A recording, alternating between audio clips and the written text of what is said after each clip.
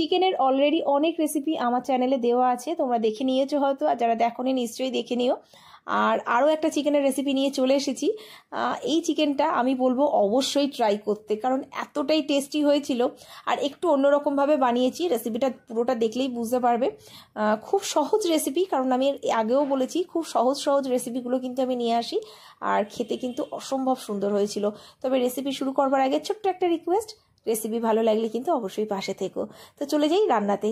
তো প্রথমে চিকেনটাকে ম্যারিনেট করব। আদা রসুন পেস্ট, এদিকে টক দই নিয়েছি, পাতিলেবুর রস, সাথে নিয়েছি কাশ্মীরি লাল লঙ্কা গুঁড়ো, হলুদ গুঁড়ো আর নুন। সব কিছু দিয়ে চিকেনটাকে ভালো করে মাখিয়ে 1 থেকে 1.5 ঘন্টা রেখে দেবো।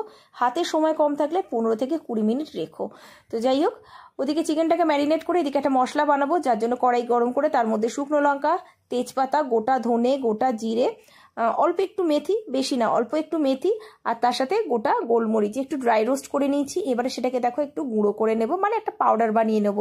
তো এখানে আমি মশলাটাকে গুঁড়ো করে নিচ্ছি। এবার যাব মেন রান্নাতে। তো আমি প্রথমেই কিন্তু যেটার মধ্যে চিকেনটাকে ম্যারিনেট করেছি, মানে ওটাতেই আমি রান্না করব, সেজন্যই ওটার মধ্যেই আমি ম্যারিনেট করেছিলাম, মানে আলাদা করে অন্য জায়গায় রান্না করব না। তো গ্যাসটা জ্বালিয়ে বসিয়ে দিয়েছি এদিকে পাত্রটা। তো বেশ কিছুক্ষণ হাই ফ্লেমে থাকার পর দেখতেই পাচ্ছ একটু চিকেনটা নাড়াচাড়া করে দিচ্ছি যাতে একটু লেগে না যায়। তো উল্টে পাল্টে এইভাবে দিয়ে আবারও কিন্তু গ্যাসটা মিডিয়াম ফ্লেমে দিয়ে রেখেছিলাম। তো আরও বেশ কিছুক্ষণ পরে, মানে মোটামুটি 7-8 মিনিট পরে দেখতে পাচ্ছ আবার একবার নেড়ে দিচ্ছি। তো এবারে দেখো আরও 5-7 মিনিট ছিল। এবারে কিন্তু একদম যে ম্যারিনেশনটা সেটা কিন্তু ড্রাই হতে শুরু করেছে। এরপরে যেটা করব, আমি এর মধ্যে গরম জল দিয়ে দেবো। তো জলটা আলাদা করে গরম করে রেখেছি। খুব বেশি কিন্তু জল এখানে দিলাম না, দেখতেই পাচ্ছ, কারণ এটা কিন্তু ঝোল বেশি হবে না, একটু মাখা মাখা হবে। মানে রাতের বেলা রুটি লুচি পরোটার সাথে খাওয়ার মতো, কিংবা রাইস টাইস বানালে, মানে ফ্রাইড রাইস টাইস বানালে ওর সাথে দারুণ যাবে। তো এখানে একটু জল দেওয়ার পরে ওই যে মশলাটা প্রথমে বানিয়েছিলাম সেটা দিয়েছি, আর তার সাথে দেখো একটু তেঁতুল আমি জলের মধ্যে ভিজিয়ে রেখেছিলাম, সেটাই ভালো করে গুলে সেটাই দিয়ে দিলাম। এবারে জাস্ট ভালো করে দেখো মিশিয়ে নিচ্ছি, এইভাবে ভালো করে মিশাবো। আর এদিকে গ্যাসটাও কিন্তু মিডিয়াম ফ্লেমে আমার দেওয়া আছে। তো এটা ফুটতে শুরু করেছি। এরপরে সামান্য একটু চিনিও দিয়ে দিলাম। এবার দিয়ে দেবো আমি ঘি। তো এখানে কিন্তু আমি কোনো তেল ইউজ করিনি, প্রথমে কোনো তেল আমি কিন্তু ম্যারিনেশনের সময়ও দিইনি। তো এখানে আমি 2 চামচ ঘি অ্যাড করে দিলাম।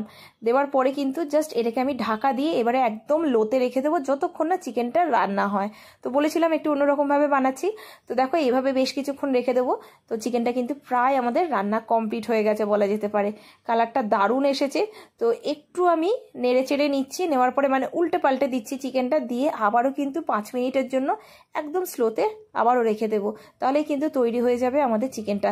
অবশ্যই কিন্তু ট্রাই করতে ভুলো না, দারুণ রেসিপি। আর এরকম অনেক রেসিপি কিন্তু আমার চ্যানেলে দেওয়া আছে, চেক আউট করে নিও। আর যারা ফেসবুক পেজ থেকে দেখছো, আমার পেজেতে কিন্তু এরকম অনেক রেসিপি তোমরা পেয়ে যাবে, অবশ্যই সময় পেলে দেখে নিও।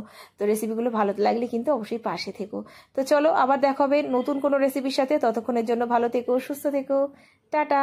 আর দেখো কালারটা কত সুন্দর এসেছে।